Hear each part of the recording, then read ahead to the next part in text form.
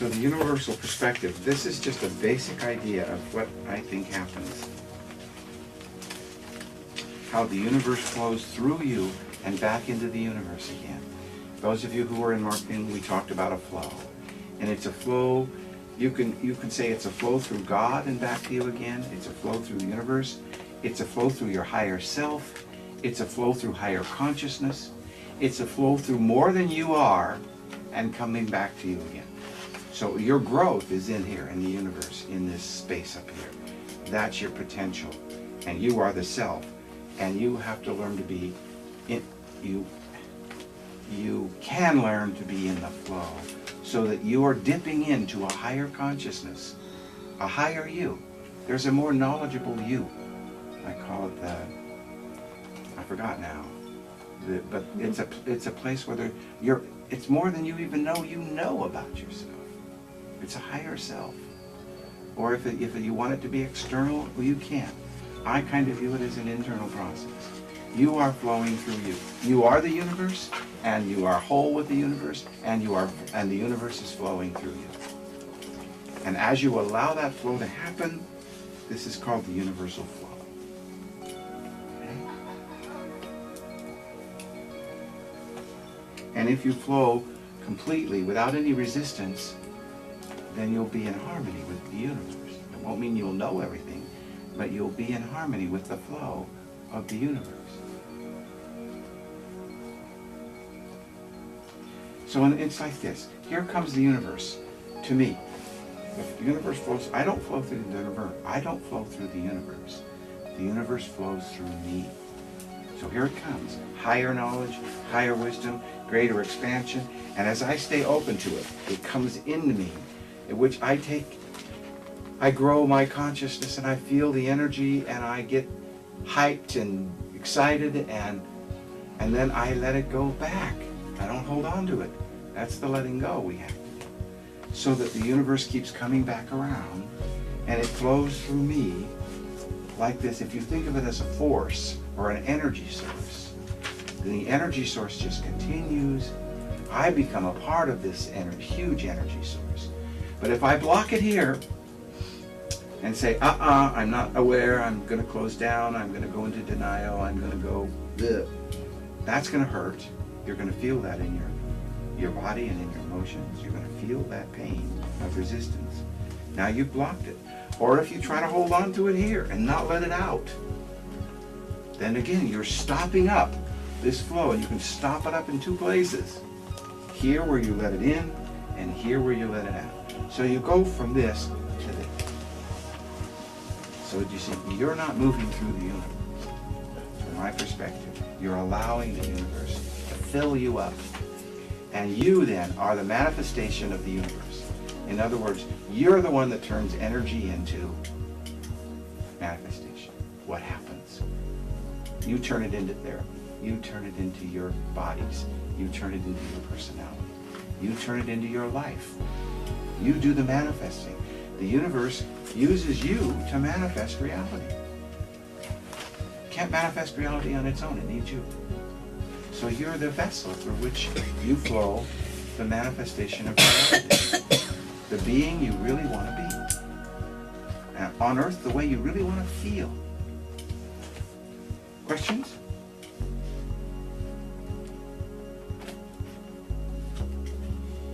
Maybe example? Yes, I was just thinking of that. Thank you. I was even thinking when you teach, if you hold the openness as the classroom is your universe, which is a greater universe, of course, much larger, but the classroom being part of your universe, if you, whether students are resistant or pulled away or angry or excited, that all of that is part of, now it's, I hold a neutral stance, that all of that's okay, right? So I think of it in the smaller form as well as the greater form. So to me, it's also part of our smaller stance in the classroom, as an example. And as a client, it's another example. The client comes in and that's your universe in that moment.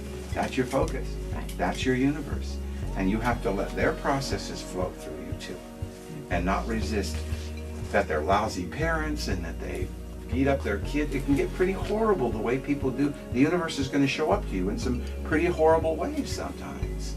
There's negligence, there's oppression, there's pain, there's all kinds of things out there, but it's all still part of the universal flow. And so you have to be able to not accept it, but you have to not resist it. You have to let that universe flow through you too, because that client out there who's acting out painfully in their lives because they're not in flow, they need to see an example of someone who can do that. They need to feel you flowing.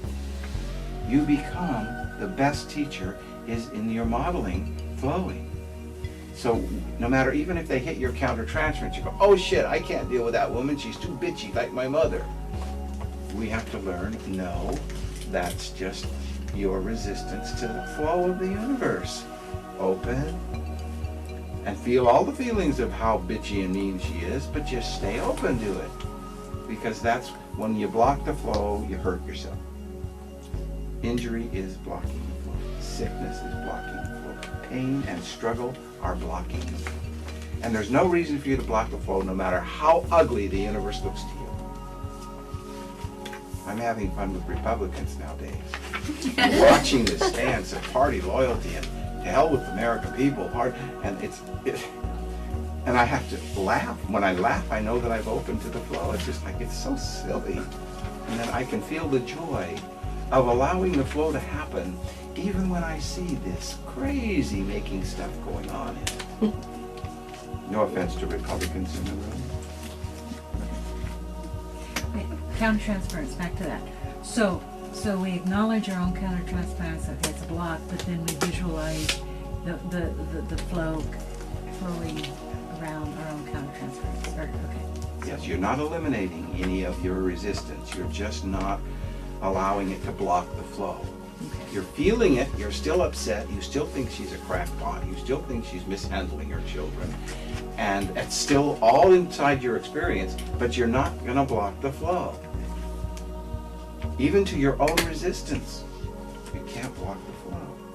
And you are the only one who can block your flow. Isn't that good news? You're the only one that can create resistance in your life. Nobody can create it for you, and nobody can take it away. You're the only one. You're 100% responsible for whether you're in resistance or not, every moment of your life. And nothing in the universe has any say about that. It's out there flowing. Whether you want to let it flow or you want to push against its flow, it's going to flow. Yeah. And the example of resistance would be Blocking not the working, flow. not working with. Yeah, saying, that's ugly, I don't want to look at that. Getting scared. It's bad, or Shrinking, taking Judgment. it personally, some kind of judgment, criticism. I mean, I just, somatically, I just feel going, ugh. I feel this wanting to retreat, wanting to run, running to hide. So I know I'm blocking flow at that point. I'm not allowing the other person who's demonstrating some kind of pain to create a new experience with her pain. And so if I stay in this open place, I'm much more connected to my creative ability in flow with the universe to be objective and acknowledge the pain and think, let's try this. Versus, oh, I don't want to hear it, I don't want to see it, or, oh, that reminds me of my mom, or God, I've been there, 1,000 times, I don't want to do this. So it's not allowing that block, or knowing where the blocks to come in, and just go, oh, that's right, there's where I block it. Okay, I can stay open enough that I don't have to allow myself to get tripped up by that, just stay present. So we're not talking about action, we're talking about attitude. So like if you have a parent who you think is, if you have one couple yelling at the other couple in your room and you're open to the flow, it means in your attitude, this is all okay, this is all part of the universe flowing. Now you take action from there and you say, could I stop you for a minute?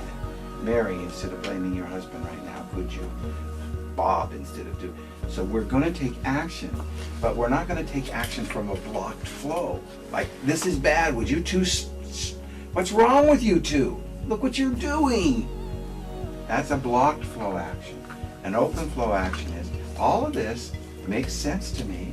This, and I'm not going to resist them. And so I'm going to take an action from open flow.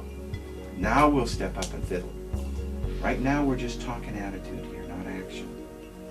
So I don't want you to think that all of this is a passive way of saying, no matter what happens in the universe, that I like it, or I want to participate in it. We're not saying that you're going to participate in it the way it's unfolding, but you are going to allow it, because to not allow it is like pushing up against the waves. You just can't do it anyway.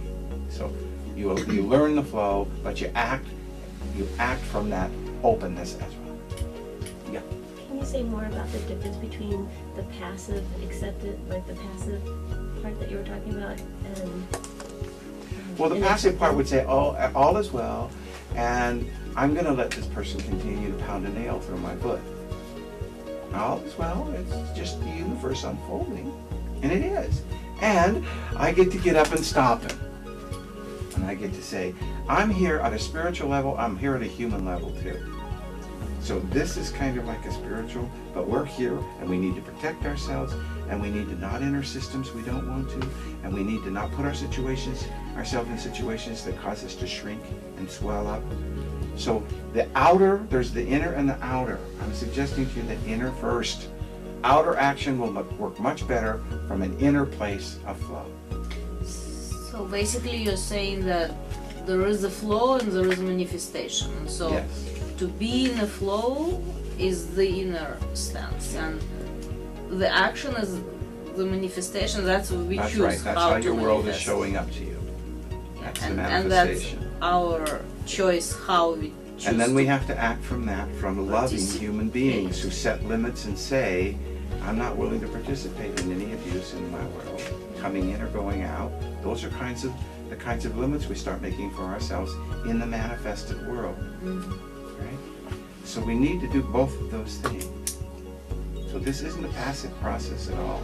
In fact, the more you flow, the more energy you will have. You will feel alive and vibrant and excited to get up in the morning, and you really won't care so much what you're going to do.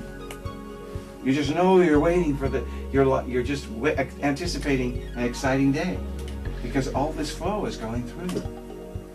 And now your challenge is to not lose that as you go through your day, not cut yourself off from the flow.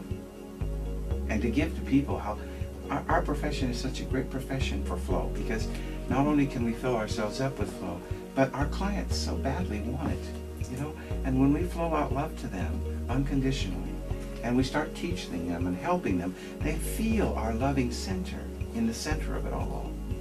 And it's not like so much we're lecturing or trying to get them to, we're offering something out of the depth of our heart that we know will help them. So it's a good field to practice, because so much flow can come back. This is a good field because it is about flow. For not you, it's about flow for everybody. Therefore, when you're seeing clients, it's about you helping them with their flow. I don't think handing out this chart and explaining it will help too many of your clients, because we haven't got to the experiential part, which is what Faranac suggested we do. So one way to look at flow is blending with flow. So somebody stand up here and stand in front of me, and we'll do flow for a minute, and then I'm going to have you all practice this. Now this, how about you, LaDonna? Would you stand up here? And as LaDonna is a force that's coming toward me, if I push back against the force, I'm not letting her flow. I'm not flowing. I'm resisting. I'm not resisting LaDonna. I'm resisting her flow. And she's in a restricted flow right now. I don't want to be part of it. So she's inviting me to be part of her negative flow right now. But I'm just going to just do it slow motion. I'm just going to allow her to flow through me. And as I spin, look where I am. Am I blocking her flow? Am I blocking my flow? Have I abandoned or betrayed her or rejected her? You see what our body position? And if she wants to keep pushing, she'll be off on her own, fighting her own demons. But if she comes back at me in another way, it's okay. I'll just flow and I'll stay with her. I'll stay with her until she wants to do something different. Does she want to move away, or does she want to come back and push at me again? And if she comes back at me again, I'll just, see, if you'll notice, when she pushes at me, I have to step in to spin. I'm actually approaching her, you see? I'm not moving away from her. I'm embracing her. And we stay embraced like this, okay? So, you want to do it? And I'll push against you. And then you just spin. Watch, spin, rotate your whole body. So what you're doing when you're spinning is, watch my body. What you're doing when you're spinning is, you're stepping on a foot that's allowing you to spin back. So you start a spin immediately. You don't take any pressure at all. You spin immediately. Spin, there you go, right there. Then I keep going. If I want to, I'll say, you're a lousy therapist, I'm leaving you. Or, I'll get you to love me. And so there's nobody there to fight with, you see. Now what happens with the client is I have to go into an existential place, because usually I figure out who I am by how I react, how I can get other people to react to me. I only know who I am in response to somebody else. What happens if I don't get a response from you that makes sense to me? Then I'm left with this existential void here, where hopefully I'll go, oh my God, and I'll start focusing on me. So that's, thank you, Madonna. Does that make sense to you about joining the flow and blending?